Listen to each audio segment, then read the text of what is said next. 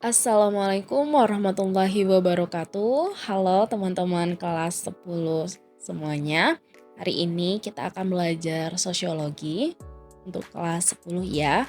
Bab terakhir yaitu gejala sosial dalam masyarakat multikultural. Pada kesempatan kali ini Ibu bahasnya di video. Oke, kita langsung saja masuk ke dalam materinya. Yang pertama, ini kita bisa lihat di daftar isinya ya teman-teman ya. Sini ada belajar gejala sosial, terus ada perbedaan sosial dalam masyarakat, dan masyarakat multikultural.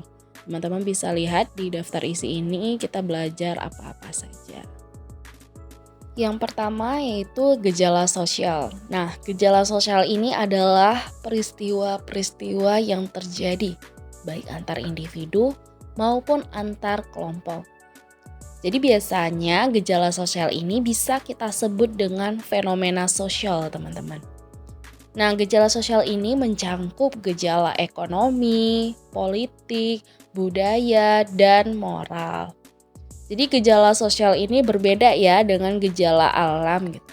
Kalau gejala alam itu adalah peristiwa yang berlangsung karena faktor alam. Sedangkan gejala sosial itu adalah peristiwa yang berlangsung karena adanya faktor sosial, yaitu baik antara individu maupun antar kelompok. Oke, kita lanjut ya teman-teman. Jadi di sini gejala sosial itu punya karakteristiknya atau punya ciri-cirinya. Di sini ada 8, kita bahas satu per satu. Jadi yang pertama itu adalah sangat kompleks. Jadi gejala sosial ini sangat kompleks teman-teman. Karena dalam melakukan hubungan sosial itu dipengaruhi oleh berbagai faktor. Jadi bukan hanya satu faktor saja, ada beberapa faktor yang memunculkan adanya gejala sosial. Itu bisa dari faktor geografis kah, ekonomi, sosial, psikologis, politik, agama, dan budaya. Lalu yang kedua, karakteristiknya itu beraneka ragam. Jadi gejala sosial ini tuh tidak bisa dikelompokkan secara sederhana teman-teman, seperti gejala alam. Jadi gejala sosial ini bisa menunjukkan berbagai macam sifat, baik itu gejala ekonomi kah, sosial, politik, agama, dan budaya. Lalu karakteristik yang ketiga tidak bersifat universal. Jadi dia tidak bersifat umum ya. Jadi dia itu punya karakteristiknya sendiri dan dia lebih spesifik ya. Berarti hubungan manusia itu diatur oleh kondisi budayanya masing-masing. Jadi berbeda gejala sosial itu. Lalu lanjut ke 4 ya, bersifat dinamis. Artinya itu gejala sosial ini sangat bisa atau sangat memungkinkan dia itu cepat berubah teman-teman. Jadi perubahannya itu terjadi sangat cepat. Misalnya apa? Misalnya kayak model pakaian kah? Atau misalnya yang contoh di sini yaitu. Nah, contohnya itu di gambar yang di sini. Nah, itu adalah fenomena sosial Citaim Fashion Week kalau nggak salah ya. Jadi Citaim Fashion Week ini adalah sebuah ajang di mana orang-orang yang di kalangan menengah ke bawah itu bisa memamerkan busananya walau mereka bukan dari kalangan atas. Jadi di sini bisa menunjukkan bahwa perubahan sosial itu bisa sangat cepat terjadi. Lalu yang kelima, gejala sosial itu tidak mudah dimengerti teman-teman. Jadi dia itu berbeda dengan gejala alam yang mudah dipahami. Karena gejala alam ini bisa disentuh, bisa dilihat, bisa diukur. Sedangkan untuk gejala sosial ini, dia itu memerlukan analisis ilmiah yang tepat untuk mengkategorikan dia itu gejala sosial. Lalu selanjutnya yang ke-6 ya, kurang objektif. Jadi sama seperti tadi ya, yang tidak bersifat universal, jadi dia tuh nggak bersifat umum. Jadi gejala sosial ini tuh dia bersifat abstrak, dia nggak berbentuk dan cenderung spesifik, dia fokus ke satu hal pada suatu fenomena. Misalnya apa? Misalnya kayak gejala sosial ekonomi. Dia fokus kepada kajian atau terkait kehidupan ekonomi saja gitu.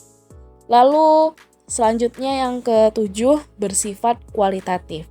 Jadi seperti tadi, gejala sosial itu emang tidak dapat diukur teman-teman. Dia tidak dapat dihitung seperti fenomena alam. Jadi dia perlu analisis lebih lanjut lagi.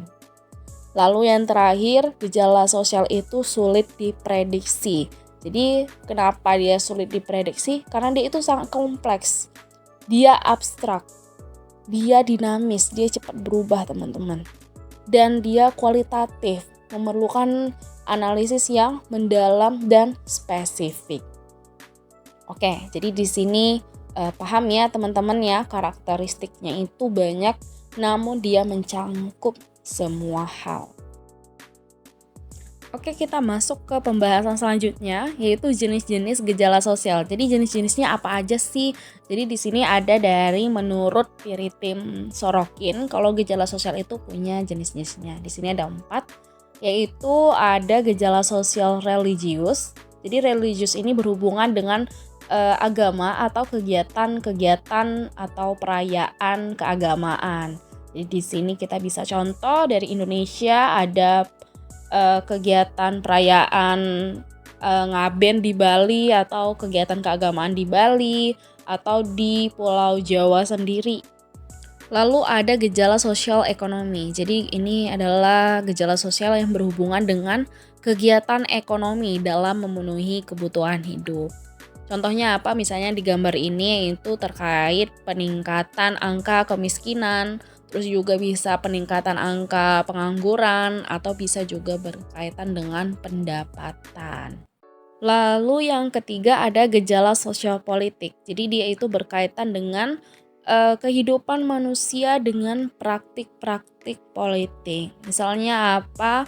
Ada praktik politik uang saat pemilu, atau misalnya yang digambar itu adalah contoh dari praktik politik, yaitu gerakan sosial oleh masyarakat terkait kebijakan pemerintah.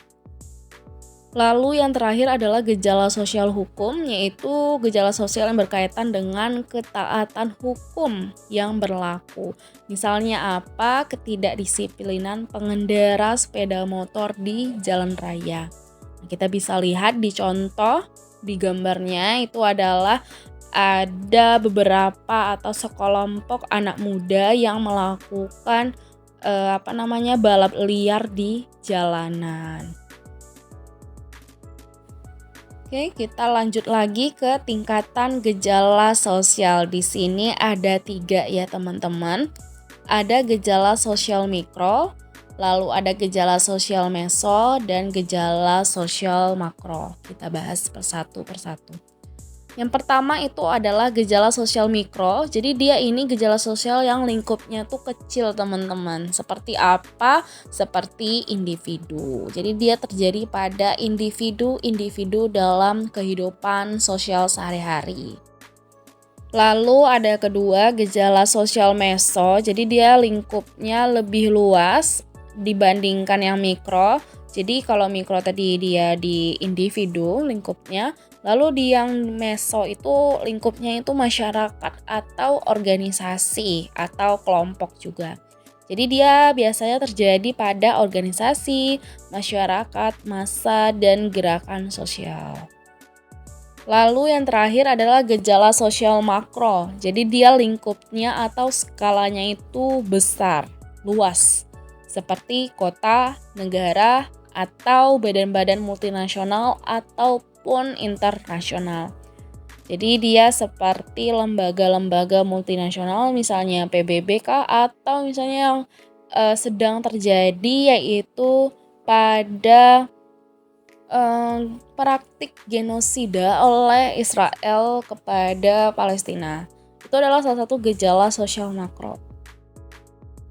Baik, kita lanjut lagi ke struktur sosial. Jadi di sini struktur sosial adalah keseluruhan jalinan antara unsur-unsur sosial yang pokok, baik itu terkait kaidah atau aturan sosial lembaga-lembaga sosial, kelompok-kelompok, dan lapisan-lapisan sosial. Jadi dia struktur sosial itu adalah keseluruhan jalinan antar unsur-unsur sosial. Jadi di sini menurut Nasikun, Struktur sosial ini dapat dilihat secara vertikal dan horizontal, teman-teman. Ingat, garis vertikal itu atas bawah, horizontal itu kanan kiri ya. Lalu struktur sosial secara vertikal ini ditandai dengan adanya lapisan sosial, teman-teman. Bisa disebut dengan stratifikasi sosial. Sedangkan yang horizontal, garis kiri atau sejajar, itu ditandai dengan adanya perbedaan sejajar dalam masyarakat yang disebut dengan diferensiasi sosial. Kita bahas satu-satu. Oke, stratifikasi sosial atau lapisan sosial, yaitu adalah pembedaan masyarakat dalam berbagai jenis kelas sosial secara bertingkat atau hierarkis. Akibatnya muncul kelas sosial atas, kelas sosial menengah, dan kelas sosial bawah. Ukuran yang digunakan dalam sistem stratifikasi sosial adalah kekayaan, kekuasaan, keturunan, kehormatan, dan pendidikan. Biasanya ibu sebutnya dengan 4K1P. Jadi stratifikasi sosial ini, teman-teman, dia ada 3 macam ya, atau ada 3 sistem lapisan sosial menurut Suryono Sukanto. Ada stratifikasi sosial terbuka, tertutup, dan campuran. Untuk stratifikasi sosial terbuka, itu adalah stratifikasi yang memiliki ciri sifat dinamis. Dia bisa berubah dan bisa bergerak gitu, bergerak cepat atau berpindah posisinya. Dalam hal ini, masyarakat dapat bergerak bebas melalui kelas sosial, baik secara vertikal kah atau horizontal. Misalnya apa? Di gambar ini kita bisa lihat kalau seseorang itu bisa bekerja dari bawah dan bisa naik ke atas. Yang awalnya itu dia pegawai biasa di kantor dan bisa jadi beberapa tahun kemudian dia akan dipromosikan menjadi manajer. Lalu stratifikasi sosial tertutup. Jadi dia itu bentuk stratifikasi sosial yang bersifat diskriminatif karena sulit bergerak secara vertikal. Dia nggak bisa bergerak karena setiap anggota masyarakat itu hanya bisa melakukan gerakannya itu secara horizontal gitu, perbedaan secara sejajar. Misalnya apa? Seperti sistem kasta dalam agama Hindu, terkhususnya di India ya teman-teman. Dia itu ada, kalau nggak salah ada 4 sistem kastanya. Ada kasta Brahmana, Ksatria, Waisya, dan Sudra. Mungkin ada lagi satu lagi kalau nggak salah itu namanya kasta Dalit, itu kasta yang paling rendah di India. Jadi dia nggak bisa mau naik ke kelas atas karena dia sudah dicap oleh orang India sana kalau kasta Dalit itu emang kasta paling rendah, paling buruk. Oke, lanjut. Stratifikasi sosial campuran. Jadi dia adalah gabungan antara stratifikasi sosial tertutup dengan terbuka. Apa sih membedakannya gitu dengan 2 stratifikasi tadi? Jadi di sini campuran ini dia mengatakan bahwa kalau seseorang itu dapat berpindah ke kelas sosial lain dengan berpindah ke suatu wilayah yang lapisan sosialnya terbuka. Misalnya tadi ya, seperti kasta dalam agama Hindu, khususnya di negara India ya. Mereka itu ada sistem kasta yang nggak akan bisa naik ke kelas sosial paling tinggi. Namun dia bisa berpindah kasta ketika dia berada di wilayah lain. Misalnya kayak contoh di sini, banyak orang India yang menjadi CEO perusahaan-perusahaan ternama internasional seperti Google, terus di sini juga ada Facebook ya. Jadi banyak orang-orang India yang menguasai atau berada di kelas atas tapi di wilayah lain. Oke, sampai di sini paham teman-teman? Mari kita lanjut lagi ke diferensiasi sosial. Diferensiasi sosial adalah klasifikasi atau penggolongan terhadap perbedaan-perbedaan tertentu merujuk pada klasifikasi masyarakat secara horizontal, mendatar atau sejajar. Contohnya apa? Ada pada ras, suku, agama, dan sebagainya. Bentuk-bentuknya seperti apa aja sih diferensiasi sosial ini? Yaitu dia ada diferensiasi ras, ada diferensiasi suku bangsa, ada diferensiasi klan, ada diferensiasi agama, lalu ada diferensiasi jenis kelamin, dan diferensiasi profesi. Untuk ras, kita udah bahas sebelumnya kalau di dunia itu ada 3 ras utama, ras Mongoloid, Negroid, dan Kaukasoid. Lalu diferensiasi suku bangsa atau etnis di Pulau Sumatera. Kita contohin di Pulau Sumatera ya. Itu banyak sukunya, ada suku Aceh, suku Batak, suku Padang, suku Minang ya. Bengkulu, Jambi, Palembang, Melayu, Mentawai, dan sebagainya. Lalu diferensiasi klan di Indonesia itu ada 2 klan ya teman-teman, klan dasar. Ada patrilineal dan matrilineal. Klan atas dasar garis keturunan ibu atau matrilineal. Contohnya apa? Contohnya misal di masyarakat Minangkabau, itu garis keturunannya dari ibu. Lalu klan atas garis keturunan ayah atau patrilineal. Contohnya apa? Misalnya di masyarakat Batak itu garis keturunannya dari ayah. Ingat ya, matrilineal mama, garis keturunan ibu atau mama. Lalu garis keturunan ayah atau patrilineal, papa. Paham ya? Kita lanjut lagi ke pembahasan berikutnya yaitu heterogenitas dalam kehidupan bermasyarakat. Heterogenitas atau kita bisa sebut dengan keanekaragaman dalam kehidupan bermasyarakat. Jadi di sini dia terbentuk karena adanya perbedaan fungsi dan ciri dalam kehidupan masyarakat. Ada 2 ya teman-teman, ada bentuknya profesi atau pekerjaan dan jenis kelamin. Keanekaragaman pada profesi atau pekerjaan itu faktor penyebabnya karena jumlah penduduk dan wilayah negara kita itu luas teman-teman. Ada profesinya sebagai nelayan di laut, terus ada petani di persawahan, terus ada guru, ada dokter, dosen, buruh, aparatur sipil negara, pengusaha, dan sebagainya. Keanekaragaman profesi juga terbentuk karena adanya tuntutan masyarakat modern, teman-teman. Di antaranya apa? Seperti adanya keahlian, profesionalisme, dan spesialisasi. Misalnya apa? Dokter gitu. Dokter, ada dokter spesialisasi umum, ada dokter spesialis saraf, ada dokter spesialis bedah. Jadi banyak ya. Lalu yang kedua ada jenis kelamin atau gender.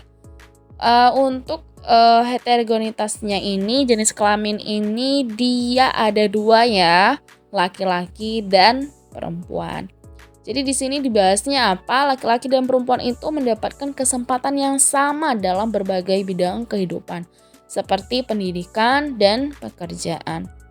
Namun pada kenyataannya masih ada pandangan-pandangan yang mengarah pada diskriminasi gender. Apa arti diskriminasi gender? Adalah perbedaan perlakuan terhadap jenis kelamin tertentu dan umumnya terjadi atau mengarah kepada pihak perempuan. Jadi pandangan-pandangan tersebut kerap kali kita temukan pada masyarakat heterogen, teman-teman. Contohnya apa? Dia pandangannya itu ada prasangka dan stereotip. Prasangka atau prejudis ini adalah sikap bermusuhan pada suatu kelompok tertentu atas dugaan yang tidak menyenangkan. Jadi prasangka ini dia cenderung ke arah negatif melihatnya. Sedangkan stereotip ini adalah asumsi terhadap suatu kelompok yang diyakininya. Jadi stereotip ini bisa bersifat positif dan bisa bersifat negatif.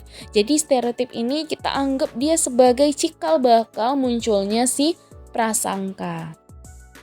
Baik, kita ketemu di pembahasan terakhir nih terkait masyarakat multikultural. Apa sih masyarakat multikultural? Itu adalah bentuk dari masyarakat modern yang anggotanya terdiri dari berbagai golongan, suku, etnis, ras, agama, dan budaya yang hidup bersama dalam suatu wilayah. Baik itu wilayahnya itu lokal, nasional, maupun internasional. Multikultural ini tidak hanya bermakna keberagaman atau majemuk, tetapi juga dia membicarakan terkait kesederajatan teman-teman antar perbedaan, merujuk pada kesetaraan kebudayaan yang ada dalam masyarakat. Contohnya apa? Misalnya dalam masyarakat multikultural ini dia punya nilai-nilai multikulturalnya teman-teman. Ada 3, itu ada demokratis, ada pluralisme, dan humanisme. Untuk demokratis dia itu cara bersikap dia kah, cara berpikirnya kah, dan cara bertindaknya itu dengan penilaian yang sama antara hak dan kewajiban dirinya dengan orang lain. Lalu yang kedua ada pluralisme. Pandangan mengenai keberagaman itu sebagai nilai yang positif, bukan nilai yang negatif. Lalu yang ketiga ada nilai humanisme. Pandangan menghargai dan menjunjung tinggi rasa kemanusiaan, bahwa kita sama-sama manusia, tidak ada perbedaan. Dirimu dari kelas atas kah, dirimu dari kelas bawah kah, dirimu dari suku A, dari suku B, tidak ada perbedaan, tapi mereka saling menghargai. Itulah masyarakat multikultural. Oke, sekian dari Ibu terkait materi gejala sosial. Jadi materinya ini sangat kompleks ya teman-teman. Namun dengan adanya video ini Ibu harap kalian bisa memahami terkait gejala sosial, terkait perbedaan masyarakat, dan terkait masyarakat multikultural. Terima kasih atas perhatiannya teman-teman. Ibu ucapkan terima kasih dan wassalamualaikum warahmatullahi wabarakatuh.